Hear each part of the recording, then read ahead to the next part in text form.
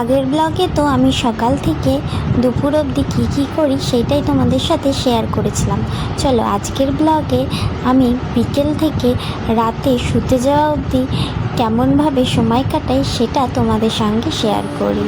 তো হ্যালো, আমি সিমি, আমার আবার নতুন একটা ব্লগে আপনাদের সবাইকে ওয়েলকাম। মিহুকে লাঞ্চ করিয়ে দুপুরে মিহুর সাথে সাথে আমারও মাঝে মাঝে চোখটা লেগে যায়, তো একটু ঘুমিয়ে উঠে তারপরে আমিও লাঞ্চ সেরে চলে আসি মিহুর ফলের রস করতে। হয় কোনো দিন মিহুকে মৌসম্বি লেবু খাওয়াই, কখনো বেদানা, কখনো অন্যান্য ফল, সব রকম ফলই এক এক দিন করে চেষ্টা করি খাওয়ানোর। তো ওদিকে আমি ফলের রস করে রাখতে এসে দেখলাম মিহু হালকা হালকা, মিহুর ঘুম ভেঙে গেছে, মাঝে মাঝে তাকাচ্ছে, আবার দেখছি চোখ বন্ধ করে ঘুমিয়ে পড়ছে। তো দেখলাম যে আবার ঘুমিয়ে পড়লো দেখে আমি আর তুললাম না, ভাবলাম যাই ছাদ থেকে সব জামা কাপড়গুলো তুলে নিই। তো এদিকে চলে এসেছিলাম জামা কাপড়গুলো ওঠাতে, আবার ওদিকে দেখি মিহুর গলার আওয়াজ, তাই অর্ধেক জামা কাপড় তুলতে তুলতেই আবার মিহুর কাছে চলে আসতে হলো।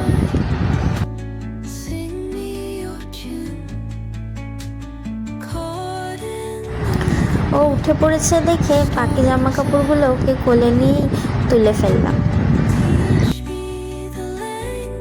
এমন সময় প্রত্যেক দিন মিহুর পাপাও স্কুল থেকে চলে আসে। মিহু তারপরে পাপার সঙ্গে একটু ফুটবল খেলে ছাদে, তারপরে ওর একটু মন ভালো হয়। তো আজকে আসছে না দেখে ফোন করলাম, ও বৃষ্টির কারণে আটকে গেছে, আসতে একটু লেট হচ্ছে। তাই এদিকে আমি মিহুকে আগে ফলের রসটা খাইয়ে নিচ্ছিলাম। ফলের রস খাইয়ে ভেবেছিলাম একটু আমার শাশুড়ি মায়ের সঙ্গে বাজারে যাব শাখা পড়তে।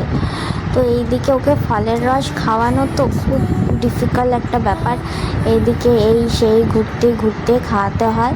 আর ওই যে বিছানায় বসে বসে আমাকে জুতো দেখাচ্ছিলো, মানে জুতো পরে ওকে বের করে দাও, ও এখন খেলবে ঘুরবে, আর ওই মাঝে মাঝে আমাকে এসে এসে খাওয়াতে হবে। আর ফলের রস ওকে আমি এখনও পর্যন্ত কোনো দিন চামচে খাওয়াতে পারিনি, তাই আমাকে ওই ড্রপার দিয়েই ওকে খাওয়াতে হয়। তো তারপরে মিহু এলো একটু ঠাম্মির সঙ্গে পুজোর ঘরে পুজো দিতে, এটা ওর প্রত্যেক দিনকার কাজ। তারপরে আমরা দুজন এদিকে রেডি হয়ে গেলাম, এবার তিনজন মিলে বেরিয়ে পড়লাম শাখা পড়ার জন্য।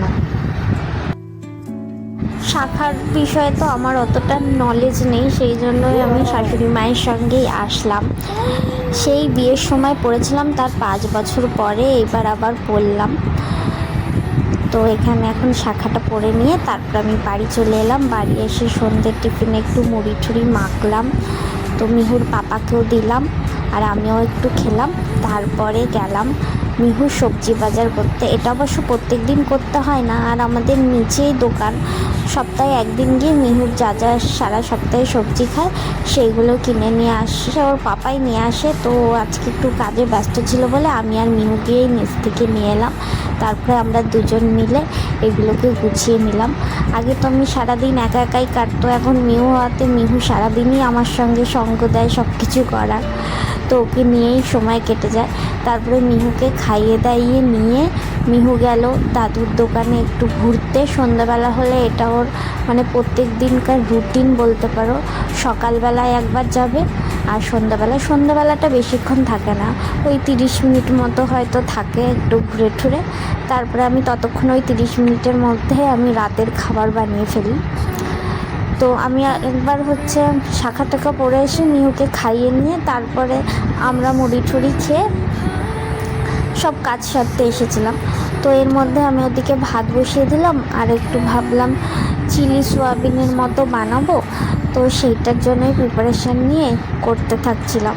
এই 30 মিনিটের মধ্যেই তাড়াতাড়ি করে করব, তারপরে আবার মিহুকে নিয়ে এসে মিহুর রাতের ডিনারটাও সারতে হবে। সত্যি কথা বলতে এখন যতটা আমি কাজ করি, মিহু হওয়ার আগে পর্যন্ত আমি এর মনে হয় 10%ও করতাম না।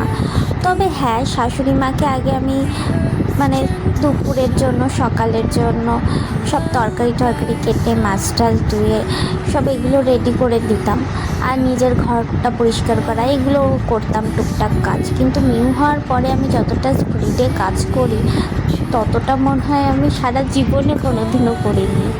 এখনও অবশ্য মার কাছে গেলে তখন আর আমার কোনো কিছুই করতে ইচ্ছা হয় না, তখন মনে হয় সারাদিন শুয়ে থাকি আমি, যেন আগের লাইফ ফিরে পেয়েছি। মায়ের কাছে গেলে মা বলে দুদিনের জন্য এসেছিস আর কিছু করতে হবে না, তো আমার আর করতেও ইচ্ছা হয় না, আর বড্ড ল্যাদ লাগে। ওদিকে আমার রান্নাও হয়ে গেছে, ওদিকে আমি নিচ থেকে মিউকে নিয়ে এসেছি।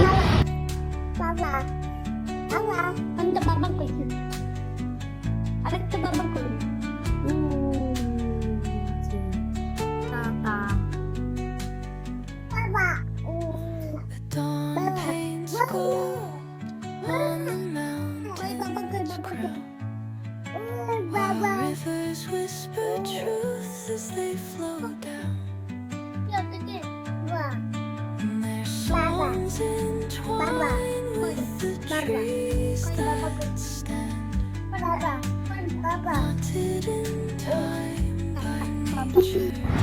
কেমন পাপা ভক্ত মেয়ে দেখো, পাশে যে মায়ের ছবি আছে সেইটা একবারও দেখা না, মামা করে না, শুধু পাপা পাপা পাপা। আর মা যে সারাদিন এর জন্য খেটে খেটে মরে যাচ্ছে সেইটা আর এনার খেয়াল নেই। তো যাই হোক, মিহুকে নিচ থেকে নিয়ে এসেছিলাম, মিহুকে এবার ডিনার করিয়ে দেবো।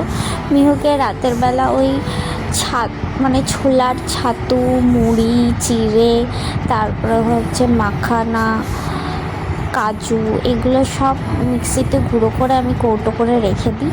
তো সেইটাই আমি রাতের বেলা ওকে খাওয়াই। তো সেটাই এখন গরম জল দিয়ে করে গুলিয়ে খাওয়াবো।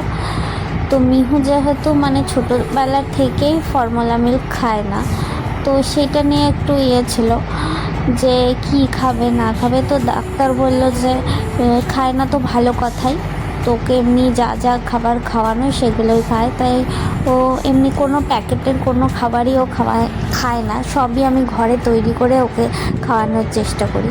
আর এদিকে ওর খাবার গলাচ্ছে, আর ও আমার সঙ্গে কত কথা যে বলছে, কোথায় কি আছে না আছে, আমাকে আবার আদর করছে। এইসব করতে করতে ওকে খাইয়ে নিলাম।